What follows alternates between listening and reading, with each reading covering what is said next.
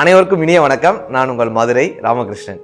இந்த நாளை நல்ல ஒரு நினைப்போட, இந்த நாளை நல்ல ஒரு கவனத்தோட, நல்ல ஒரு கருத்தோட இனிய நாளாக மாற்றிவிட மாட்டோமா என்கிற பெரிய முயற்சி தான் இந்த நிகழ்ச்சியினுடைய மாபெரும் நோக்கமே. சமீபத்தில் சார் என்கிட்ட கவுன்சிலிங்காக ஒரு பெரிய மருத்துவர் வந்திருந்தார். அவ்வளோ பெரிய மருத்துவமனை, சென்னையில் மிகப்பெரிய ஒரு மருத்துவமனையில் பெரிய டாக்டராக இருக்கிறார், அவ்வளோ பெரிய சர்ஜன். அவர் ஒரு மனக்கவலையில் வந்து உட்காந்துருந்தார். என்ன சார்னா, அவர் பையன் என்ன ஆக போறோன்ற ஒரு குழப்பத்திலேயே இருக்கா சார். தெளிவாக ஒரு விஷயத்த பண்ணவே மாட்டான். நீங்க கொஞ்சம் பேசி பாருங்களேன், நீங்க கொஞ்சம் பேசி பாருங்களேன், என்ன தாண்டா ஆக போறேன்னு கேட்டு பாருங்களேன்.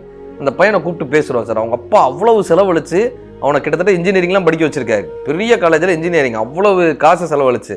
நீ என்னப்பா ஏன்ப்பா வேலைக்கு போக மாட்டீங்க, வேலைக்கும் போக மாட்டான், எதுவும் பண்ண, என்னதான்ப்பா பண்ணலான் இருக்கீங்க? Go with the flow brother அப்படின்றான். Go with the flow brother. நான் சும்மா அப்படி சாதாரணமாக go with the flow brother. என்ன பண்ணலான் இருக்கீங்க? இன்ஸ்டாகிராமில் இன்ஃப்ளூயன்சர் ஆயிடலாம்னு நினைக்கிறேன் பிரதர்ன்றான். இன்னைக்கு எவ்வளோ பெரிய மித்து தெரியுமா சார்? இந்த காணொலிகளை பார்க்கக்கூடிய அத்தனை பேருக்குமே சொல்கிறேன், யூடியூப்பில் சேனல் ஆரம்பிக்க போகிறேன்றாங்க சார். அதாவது யூடியூப்பில் ஒரு சேனல் ஆரம்பித்து அல்லது இன்ஸ்டாகிராமில் இன்ஃப்ளூயன்ஸ் ஆகி எடுத்த உடனே வாழ்க்கையில் ஜெயித்து விடுமானா அது ஒரு பெரிய ப்ராசஸ். அதுக்கு பெரிய டெடிகேஷன், பெரிய செயல் இருக்குது. அது எல்லோருக்குமாக கை கூடிடுமானா அதனுடைய பர்சன்டேஜ் ரொம்ப கம்மியாக இருக்கு. ஒரு யூடியூப் சேனல் ஆரம்பிச்சுட்டாக்க எல்லாரும் ஜெயிச்சிடலான்னு ஒரு மாயையை உருவாக்கிட்டே இருக்காங்க. இந்த மாணவர்களுக்கு சொல்லிட்டு போறேன், நீங்கள் கல்வி கற்றால் மட்டும்தான் வாழ்க்கையில் ஜெயிக்க முடியுமே தவிர, படித்தால் மட்டும்தான் ஜெயிக்க முடியுமே தவிர, முயற்சி செய்தால் மட்டும்தான் ஜெயிக்க முடியுமே தவிர, இந்த மாயைகள் காட்டக்கூடிய இந்த உலகத்துல நான் இப்படி பண்ணி நான் சாதிச்சிருவேன்பான்னு இந்த மாயைகளாக காட்டப்படக்கூடிய உலகத்துல தயவு செய்து சிக்கி கொள்ளாதீர்கள். ஏன்னா இந்த மருத்துவர் வந்து என்ன பண்ணியிருக்காரு, தான் பையனுக்காக 10 லட்சம் ரூபா செலவழிச்சு இந்த கேமரா, ட்ரைபாடு, அந்த எக்யூப்மெண்ட், மைக்குன்னு 10 லட்சம் ரூபா செலவழிச்சிருக்காரு. அந்த பையன் ஒரு 10 வீடியோ போட்டிருக்கான், பெருசா எதுவுமே போகல, நண்பர்களுக்கெல்லாம் அனுப்பியிருக்கான், பெருசா எதுவும் போகல. அதுக்கப்புறம் என்னப்பா பண்ணான்னா, நான் வந்து வைல்டு லைஃப் போட்டோகிராஃபர் ஆகிறேன்னு சொல்லி ஊரா போய் போட்டோலாம் எடுத்திருக்காரு. அப்படியே அவரால் பெருசா ஃபேஸ்புக்கில் இன்ஸ்டாகிராமில் தான் போட முடிஞ்சது. பெருசா அவரால் சாதிக்க முடியலை. ஏதோ ஒரு வகையில் அவங்களுக்கான தடைகள் இருந்துகிட்டே இருந்திருக்கு. இது ஒரு பெரிய ஒரு மாயையாக இன்னைக்கு மாணவர்கள் மத்தியில் மாறிக்கிட்டே வருது சார்.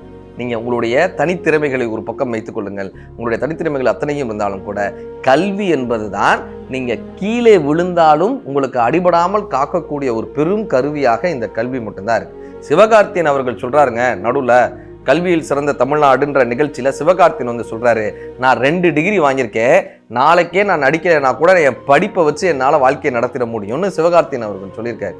அப்படி இந்த மாணவர்களுக்கு, இன்னைக்கு இருக்கிற மாணவர்களுக்கு என்னன்னா, தனக்கு எல்லாம் தெரியும் நினைச்சிடறாங்க சார். கூகுள்ல இருந்து, சாட்ஜிபிடில இருந்து, ஏதோ ஒன்று 4 சமூக வலைதளங்களில் 4 ரீல்ஸ் பார்த்ததுக்கப்புறம் தனக்கு எல்லாம் தெரிஞ்சிருதுன்னு நினச்சிடறாங்க சார். 3 விஷயம் நல்லா தெரிஞ்சுக்கோங்க. இந்த வாழ்க்கையில் மாணவர்கள் தங்களை வளர்த்துக்க வேண்டிய விஷயம் என்னன்னா, கவனம் கவனம் கவனம். நீங்கள் எதில் கவனமாக இருக்க வேண்டும் என்பதில் மிகப்பெரிய ஒரு கவனமாக இருக்கணும். நமக்கு எல்லாம் தெரிஞ்சிருச்சுன்னு நினச்சிடக்கூடாது. ஒரு பெரிய வில்வித்தைக்காரர், எனக்கு எல்லா வில்வித்தையில் அவ்வளவு தெரியும். இந்த ஊர்க்காரங்க சொன்னாங்க, நீ பெரிய வித்தைக்காரனா இருக்கலாம்ப்பா, இந்த மலையில ஒரு பெரியவர் இருக்காரு, நீங்க அவர்கிட்ட போய் காமிச்சு நீங்க பெரிய வில்வித்தைக்காரன்றதை அவர்கிட்ட சொல்லுங்க, அவர் உங்களை ஏத்துக்கிட்டாருன்னா நீங்க பெரிய வில்வீரர்னு நாங்க ஏத்துக்கிறோம். இப்ப அவன் போறான், அந்த பெரியவரை சந்திக்கிறான், நான் இவனுடைய வில்வித்தைகளை காட்டட்டுமா அப்படின்னு அந்த வில்ல விடுறான். தூரமா இருக்கக்கூடிய ஒரு மரத்திலிருந்து ஒரு பழம் அப்படி கீழே விழுது, பாத்தீங்களா அப்படின்னு. இப்ப அவர் என்ன தெரியுமா பண்ணாரு, அந்த மலையிலிருந்து ஒரு மரத்துக்கு ஒரு கயர் கட்டியிருந்தாங்க. இந்த கயத்துல நடந்து போயேன், ஒண்ணுமே சொல்லலை, கயத்துல நடந்து போயேன்.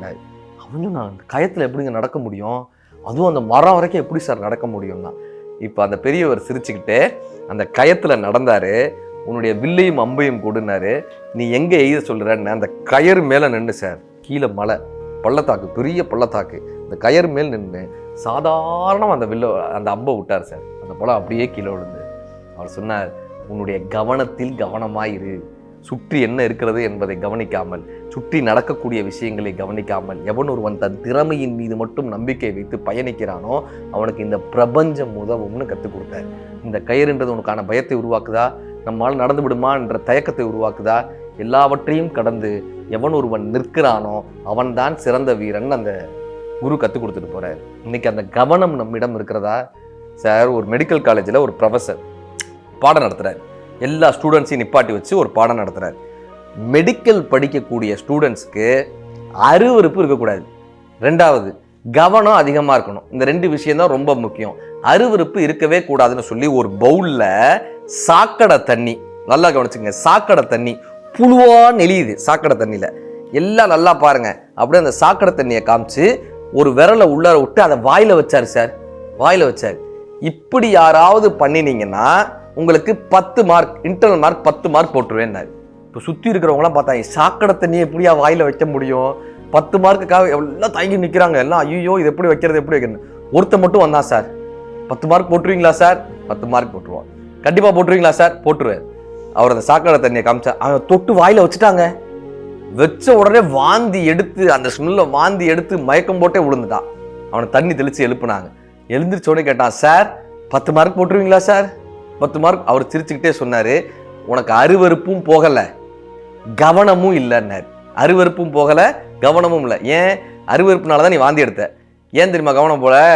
நான் என்ன தெரியுமா பண்ணேன், இந்த குவளையில இந்த விரலை உள்ளர வச்சேன், வாயில வச்சதை 2வது விரலை வாயில வச்சேன். நீங்க எவனுமே அதை கவனிக்கலையாடா. நான் எந்த விரல சாக்கடை தண்ணிக்குள்ள விட்டேன், எந்த விரல வாயில வச்சேன்றதை எத்தனை பேரும் கவனிக்கலையாடா. கவனம் முக்கியம். எந்த ஒரு செய்கையிலையுமே நீங்க செய்யக்கூடிய கவனம் ரொம்ப ரொம்ப முக்கியம். மருத்துவத்துறையில் அது மிக மிக முக்கியம்னு அவர் கற்றுக் கொடுத்துருந்தாங்க. மருத்துவத்துறை மட்டும் இல்லைங்க, நம்ம செய்யக்கூடிய அத்தனை விஷயங்கள்லையுமே மனதை எவன் ஒருவனால் பழக்க முடிகிறதோ, சரியான விஷயங்களில் கவனத்தை யாரால் செலுத்த முடிகிறதோ அவங்க ஜெயிச்சிருவாங்க. விவேகானந்தர் வாழ்க்கையில் நடந்த ஒரு அற்புதமான சம்பவம் சார். வெளிநாட்டுக்கு அவர் பயணப்படுறாரு.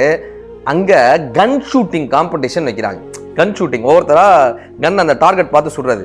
இப்போ விவேகானந்தர் கேட்குறாரு, நான் ஒரு வாட்டி ட்ரை பண்ணி பார்க்கலாமான்னு. கொடுக்குறாங்க சார் துப்பாக்கியை. நீங்கள் நம்பவே மாட்டீங்க, 13 ஷாட்டு ஆட்ட டைமில் 13 ஷாட்டும் போய் கரெக்டாக அடிக்குது. அவர் மாதிரி யாருமே அடிக்கல சார் அந்த டார்கெட்டில். 13 ஷாட்டும் துல்லியம் அடிக்குது. இவங்க கேட்குறாங்க, நீங்கள் எத்தனை வருஷமா துப்பாக்கியை பயிற்சி பண்ணுறீங்க, இந்த கன் ஷூட்டிங் எத்தனை வருஷம் சார் பயிற்சி பண்ணுறீங்க, நீங்கள் ராணுவத்தில் இருக்கீங்களா இராணுவத்தில் இருக்கீங்களா? இவர் சொல்கிறார், ஐ எம் எ செயின்ட், நான் ஒரு துறவி, ஐ எம் எ மாங்க் அப்படின்றாரு, ஐ எம் துறவி அப்படின்றாரு. அப்படி எப்படி உங்களுக்கு துப்பாக்கி பயிற்சி இருந்துச்சு? இவர் என்ன தெரியுமாங்க சொன்னார், நான் துப்பாக்கியை இப்போதான் முத தொடுறேன்னாரு. துப்பாக்கியவே நான் இப்போதான் முத தொடுறேன். அப்புறம் எப்படி இது சாத்தியம்னு கேட்டாங்க. அவர் சொன்ன விஷயம், நான் என் மூளையை முதலில் பயிற்சி செய்தேன், என் மனதை நான் பயிற்சி செய்தேன், கவனத்தை நான் பயிற்சி செய்தேன். துப்பாக்கி என்பது ஒரு கருவிதான். நீங்கள் மனதை பயிற்சி செய்தால், கவனத்தை பயிற்சி செய்தால் எந்த கருவியையும் இயக்கலாம்ன்ற, எந்த கருவியும் இயக்கலாம். இது ரொம்ப ஆழமான வார்த்தை சார். உங்களுடைய மனதை, உங்களுடைய கவனத்தை தொடர்ந்து பயிற்சி செய்து ஒரு நிலைக்கோட்டாக வைக்க தெரிஞ்சிருச்சுன்னா நீங்க எந்த கருவி, புத்தகம்ன்றது ஒரு கருவிங்க, அசால்ட்டா அந்த புத்தகத்தை முடிச்சிடலாம்.